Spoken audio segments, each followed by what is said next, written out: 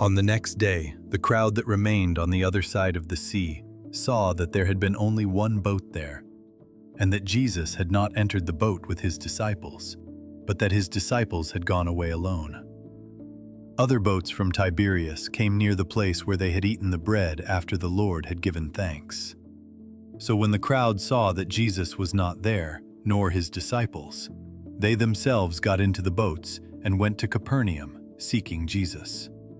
When they found him on the other side of the sea, they said to him, "Rabbi, when did you come here?"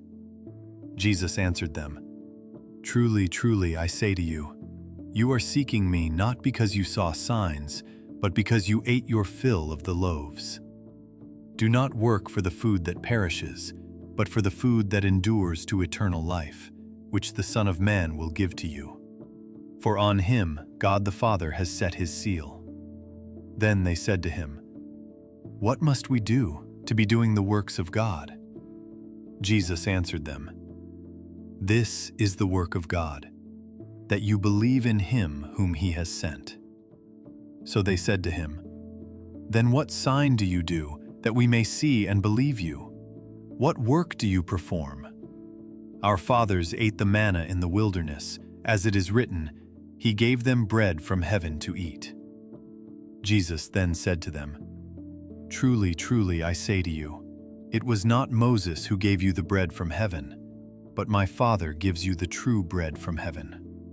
For the bread of God is he who comes down from heaven and gives life to the world."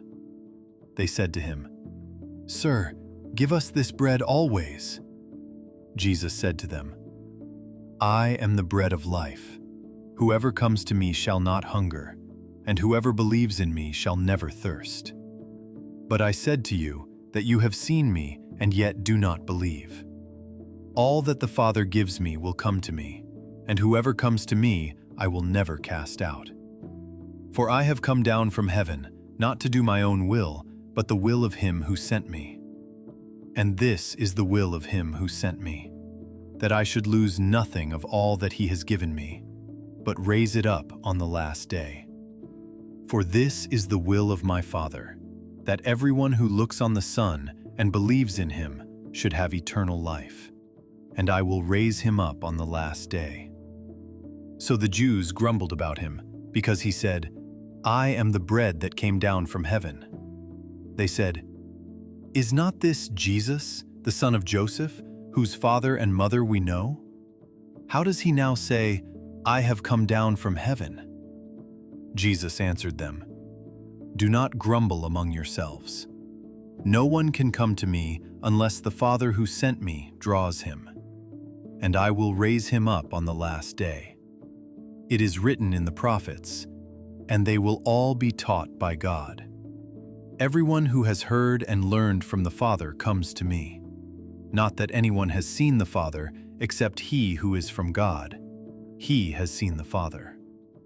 Truly, truly, I say to you, whoever believes has eternal life. I am the bread of life. Your fathers ate the manna in the wilderness, and they died. This is the bread that comes down from heaven, so that one may eat of it and not die. I am the living bread that came down from heaven. If anyone eats of this bread, he will live forever. And the bread that I will give for the life of the world is my flesh." The Jews then disputed among themselves, saying, "How can this man give us his flesh to eat?" So Jesus said to them, "Truly, truly, I say to you, unless you eat the flesh of the Son of Man and drink his blood, you have no life in you. Whoever feeds on my flesh and drinks my blood has eternal life, and I will raise him up on the last day. For my flesh is true food, and my blood is true drink. Whoever feeds on my flesh and drinks my blood abides in me, and I in him. As the living Father sent me, and I live because of the Father, so whoever feeds on me, he also will live because of me. This is the bread that came down from heaven, not like the bread the fathers ate and died. Whoever feeds on this bread will live forever." Jesus said these things in the synagogue as he taught at Capernaum. When many of his disciples heard it, they said, "This is a hard saying. Who can listen to it?" But Jesus, knowing in himself that his disciples were grumbling about this, said to them, "Do you take offense at this? Then what if you were to see the Son of Man ascending to where he was before? It is the Spirit who gives life. The flesh is no help at all. The words that I have spoken to you are spirit and life. But there are some of you who do not believe."